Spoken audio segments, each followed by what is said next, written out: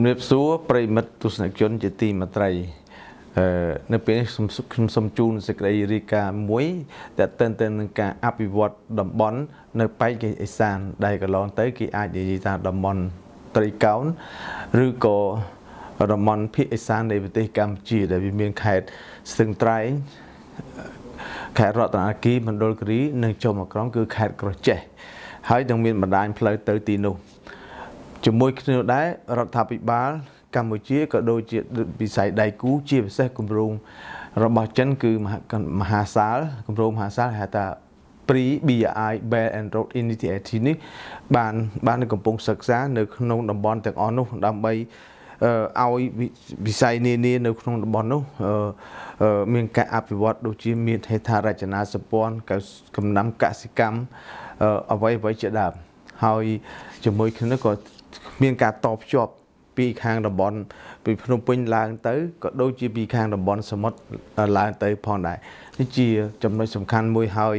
នៅក្នុងរយៈពេលប្រហែលថ្ងៃខាងមុខនេះប្រមុខរដ្ឋាភិបាលសម្ដេចធិបតីនាយករដ្ឋមន្ត្រីនៃកម្ពុជា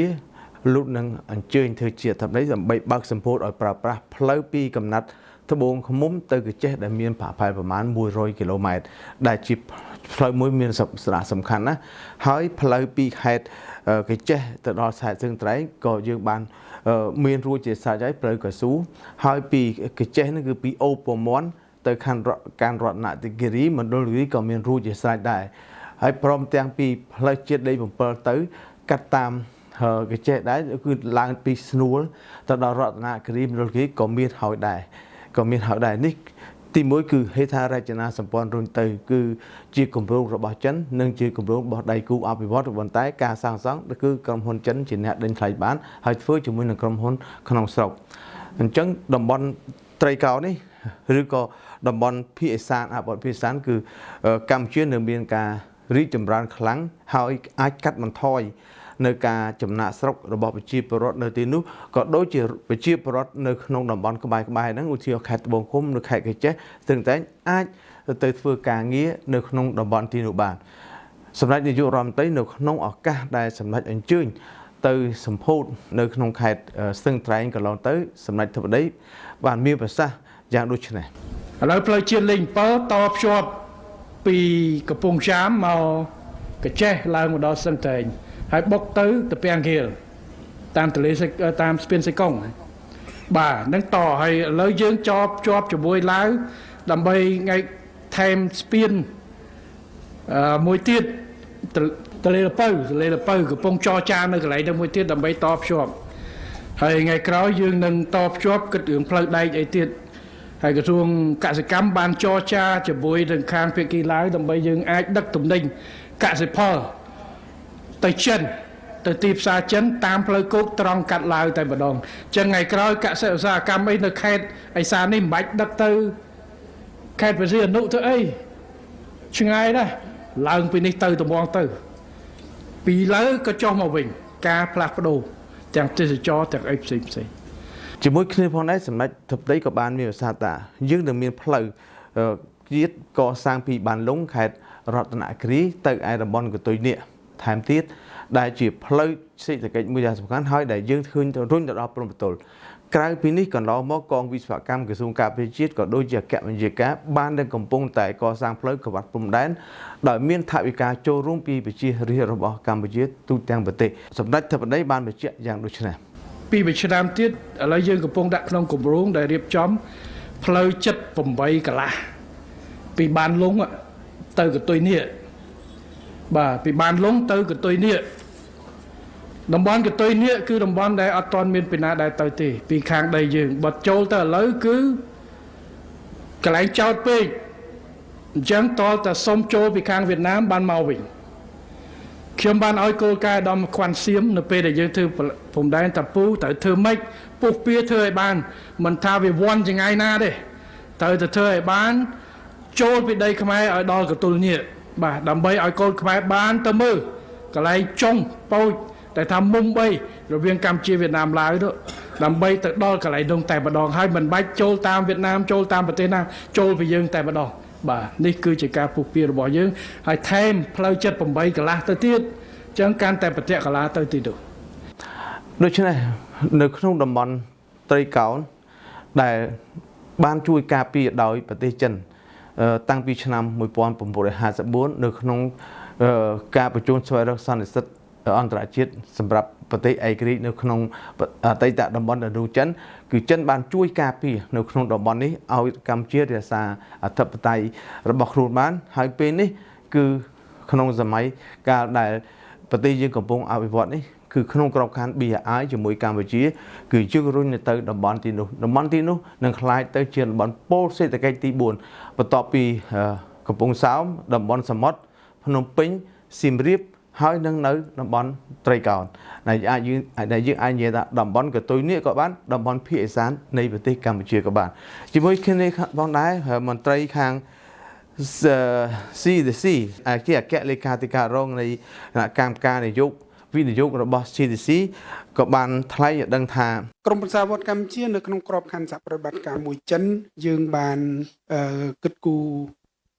ដាក់ចេញនៅការរៀបចំរបៀងអភិវឌ្ឍឧស្សាហកម្មនិងបច្ចេកវិទ្យាដែលយើងយករបៀងនេះស្របជាមួយនឹងរបៀងមច្ឆានិងអង្គរដែលរបៀងមច្ឆានិងអង្គរក្រសួងកសិកម្មបានគិតគូរគូសវាសតំបន់ជុំវិញទន្លេសាប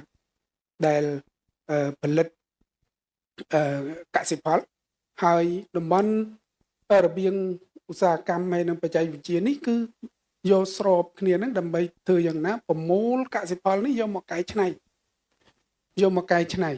ហើយយើងបានគិតគូរនៅចប់លើកទឹកចិត្តសម្រាប់ការកែច្នៃកសិផលទិញលក់ផលិតផលពីប្រជាកសិករយើងដោយឲ្យរួចពន្ធនៅលើតម្លៃបន្ថែមសម្រាប់ការប្រើប្រាស់ធាតុចូលផលិតកម្មឬសេវានៅតាមតំបន់ជុំវិញរបៀងឧស្សាហកម្មនិងបច្ចេកវិទ្យានេះហើយយើងក៏បានគិតគូរថាធ្វើយ៉ាងណាយើងភ្ជាប់